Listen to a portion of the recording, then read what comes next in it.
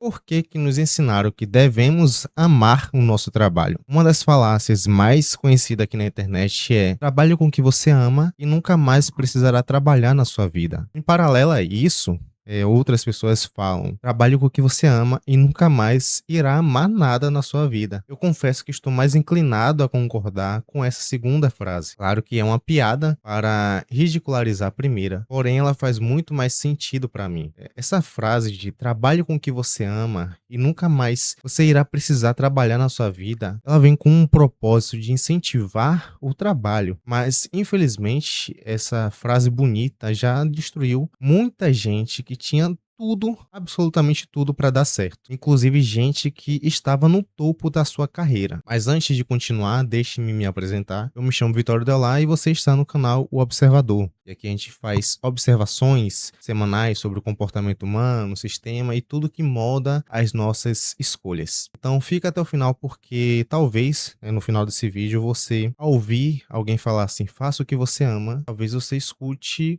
de uma forma completamente diferente a partir de agora. Antes, deixa eu te contar uma história. Afinal de contas, um dos meus jargões aqui no canal é o contador que resolveu contar a história. Então, vamos fazer jus, né, a esse jargão. Tem um sujeito que ele amava tocar piano. Era a paixão da vida dele.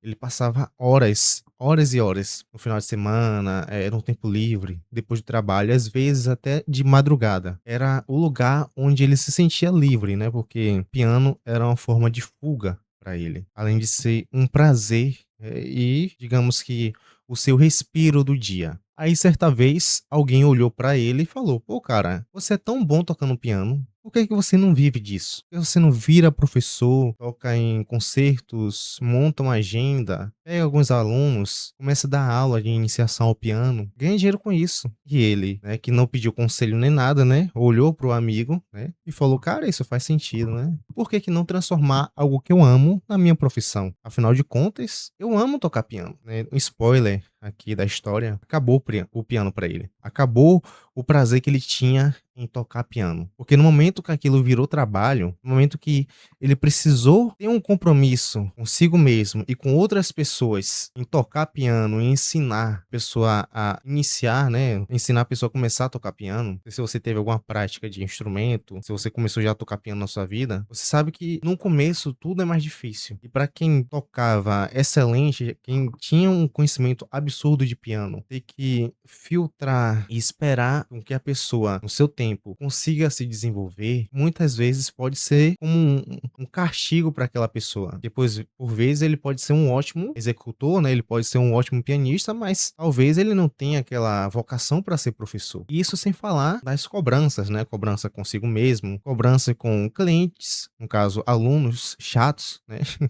Inevitavelmente, se você trabalha com o cliente, né, atendimento ao público, essas coisas, inevitavelmente você vai encontrar alguém, algum cliente chato, enfim. E aí vem também a questão de financeiro, fatura para pagar. E o piano, que antes era o seu refúgio, virou mais uma fonte de pressão para ele, né? Virou mais uma fonte de pressão. E aquele prazer que ele tinha não existia mais. Como muitas vezes ele utilizava o piano como sua fuga, ele acabou perdendo o trabalho, ele se dedicou ao piano para o piano ser o seu trabalho principal e perdeu a sua fuga, né? E quando ele chegava do trabalho, ele ia tocar piano para esclarecer a mente, enfim. Essa história, por mais que possa ser fictícia, isso pode ser muito bem visto no dia a dia de diversas pessoas, né? E com certeza deve ter alguém que era pianista que aconteceu isso com ele. Mas se não aconteceu, essa história não é uma exceção. Ela acontece o tempo todo com muita gente, diversas pessoas. Talvez um amigo seu esteja passando por isso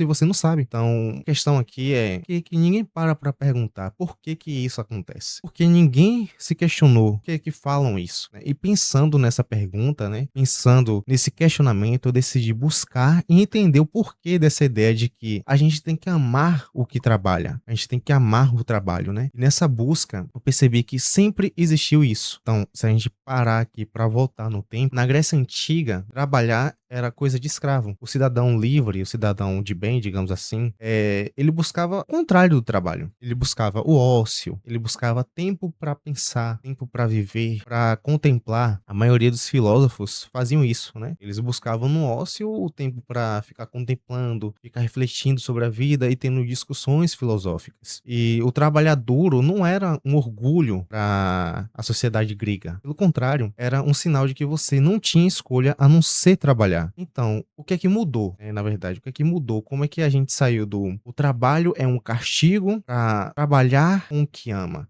para trabalho com o que você ama? O que é que mudou? O que é que fez da gente sair? O que é que mudou? O que é que fez da gente sair, né? O trabalho é castigo para trabalho com o que você ama. E talvez a resposta pode te surpreender da mesma forma que me surpreendeu. Essa mudança, ela veio da religião. E a ética protestante que pegou o trabalho, que era visto como um fardo, era visto como um peso, e transformou em virtude, em sinal de que você é abençoado, de que Deus está satisfeito com você, caso você trabalhe. Trabalhar muito, no caso, né? Virou uma prova de caráter. Não é à toa que diz, né? O trabalho dignifica um homem. E olha que curioso, essa ideia ela não veio de nenhum viés político, não veio de sindicatos, de nenhum movimento operário. Ela veio da religião. E convenhamos, é muito conveniente para quem precisa de gente disposta a trabalhar muito e reclamar pouco. E agora, fazendo uma correlação com o presente, a versão moderna dessa ideia é ainda mais inteligente. Isso no sentido mais perverso da palavra. Eu quero que você preste atenção no que essa frase "faça o que ama" realmente faz quando você para desmontar ela. Porque ela faz uma coisa muito específica e muito eficiente. Ela dissolve a fronteira entre a sua vida e o trabalho. Como assim? Vou aqui abrir um parêntese para explicar. Quando te pergunta quem é você, no meu caso, quando me pergunta quem é Vitório, né? Quem sou eu? Sempre eu falava, eu sou contador, trabalho no escritório de contabilidade, trabalho no setor fiscal. Provavelmente você também fala algo parecido. Percebe que sempre quando fazem essa pergunta, inevitavelmente a gente associa logo ao trabalho. Então, a fronteira entre você, pessoa, e você, profissional, some. E aí, a exploração deixa de parecer exploração. Você não tem mais a separação do você, pessoa, para você, profissional. Isso, para mim, isso aqui é bizarro. Quer ver como é? Se você odeia o seu trabalho e te pedem para você trabalhar no domingo, você sente que está explorado. E com certeza está. Mas e se você ama o seu trabalho? Aí o domingo não é mais exploração. É a sua paixão, é a sua dedicação. A hora passou que eu nem vi passar. Trabalhar de graça vira um investimento na sua marca pessoal. E o esgotamento vira a fase difícil que todo o empreendedor passa. E que é bastante romantizado. Principalmente quando você entra nessa vida de empreendedorismo. Mas aí eu pergunto, né? E o burnout? O burnout como é que fica? O burnout simplesmente vira culpa sua. Vira culpa minha. Você não soube se equilibrar. Eu não soube me equilibrar. Você não teve o mindset perfeito para você conseguir trabalhar sem que você chegue no esgotamento. Ou pior, você não amou do jeito certo. Você consegue perceber o que está acontecendo? Essa frase, ela transfere para você, indivíduo, toda a responsabilidade por uma coisa que é estrutural. Se você está exausto fazendo o que ama, o problema é seu. E enquanto você se culpa, ninguém olha para o sistema que montou essa ideia. É o sistema que montou esse jogo perverso. E isso aqui não é teoria minha não, tá?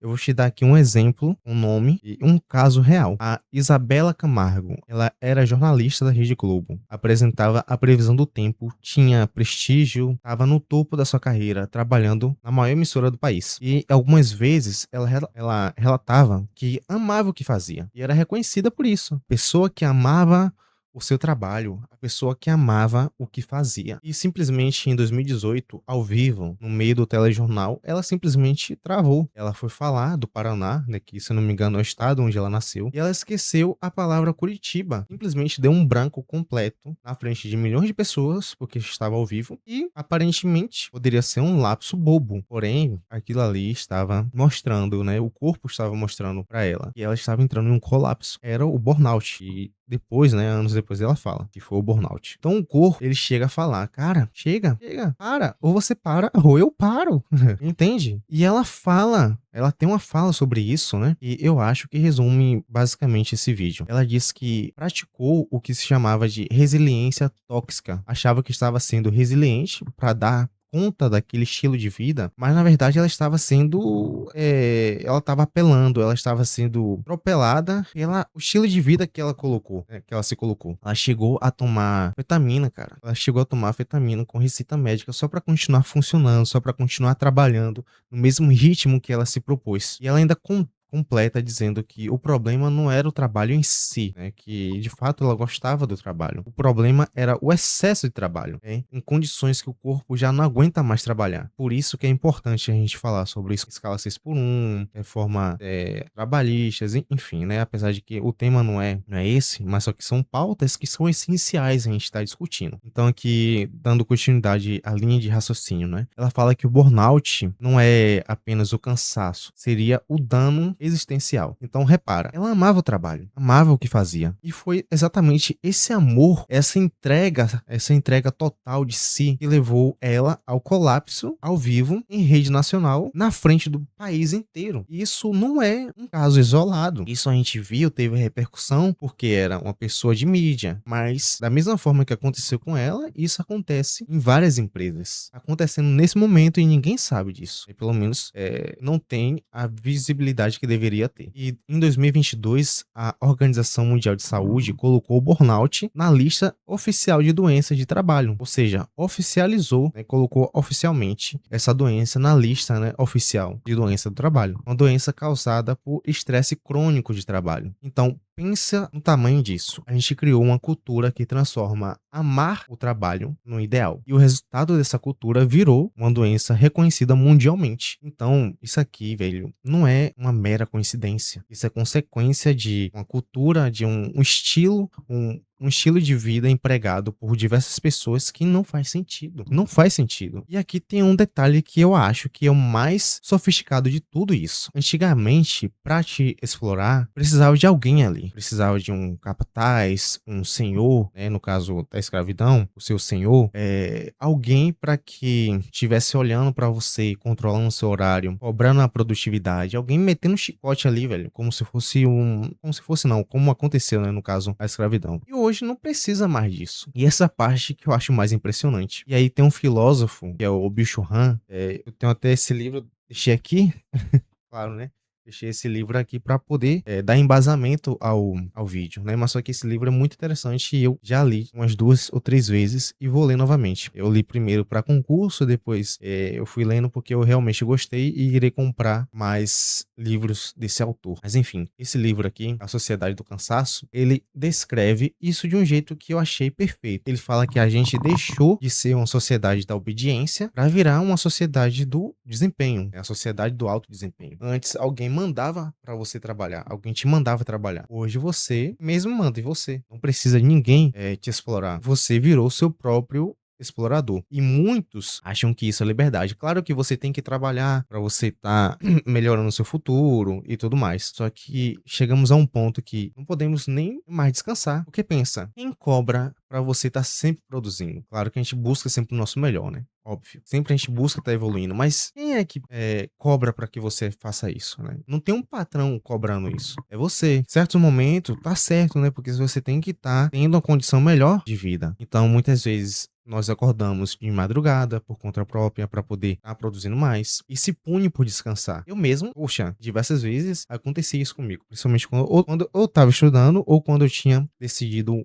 iniciar um projeto aqui na internet, né? Então, chegava domingo, eu não deixava com que eu pudesse assistir um filme, por exemplo. Eu sempre me sentia culpado, porque eu ficava naquela loucura de, poxa, eu tenho que estar produzindo, tenho que estar fazendo alguma coisa, tenho que estar estudando, tenho que estar buscando algo para melhorar de vida. Então, dando continuidade aqui ao raciocínio.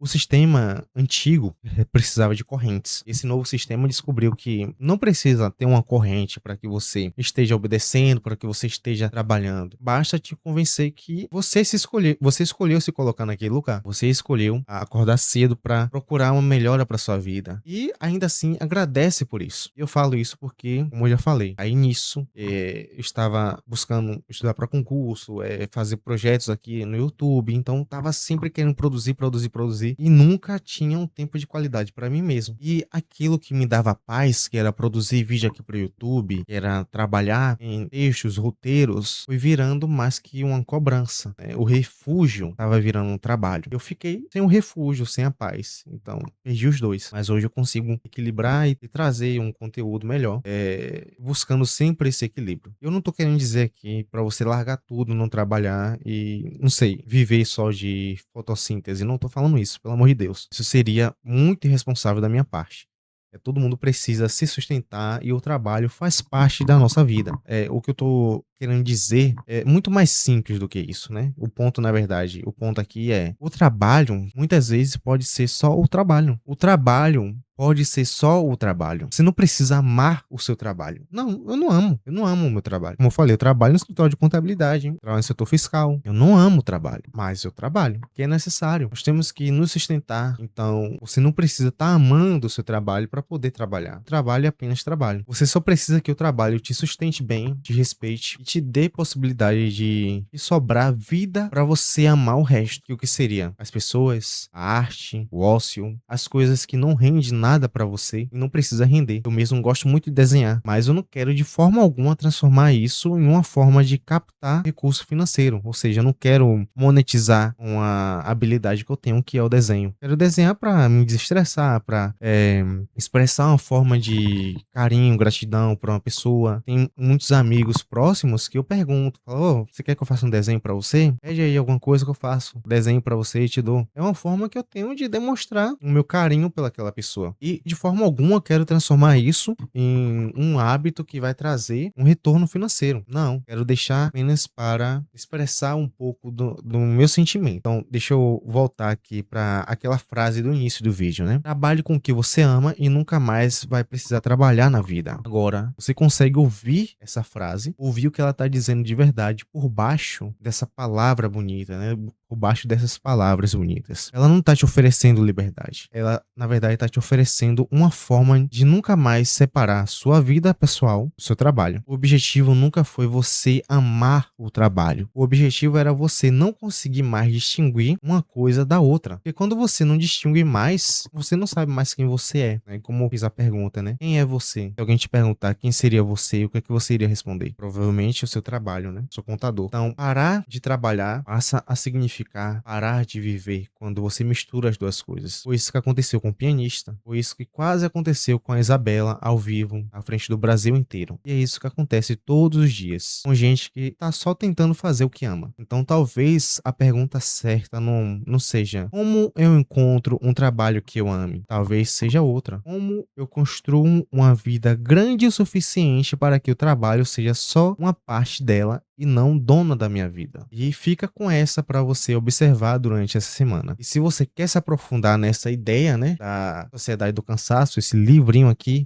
do Byung-Chul Han, eu vou deixar aqui na descrição. É um livro bem curto, rápido, você consegue ler rapidamente. Também é uma forma de você me ajudar aqui no canal. Eu tô produzindo conteúdo, vou estar produzindo cada vez mais. Então, se você comprar com o meu link, eu ganho uma comissãozinha, uma mixariazinha, mas já é uma ajuda. E se esse tipo de observação faz sentido para você, considere se inscrever no canal. Esse tipo de vídeo faz com que você pense mais, que você goste desse tipo de conteúdo de observação. Toda semana a gente desmonta um mecanismo desse que opera por trás do que parece normal. Então, vejo você no próximo vídeo.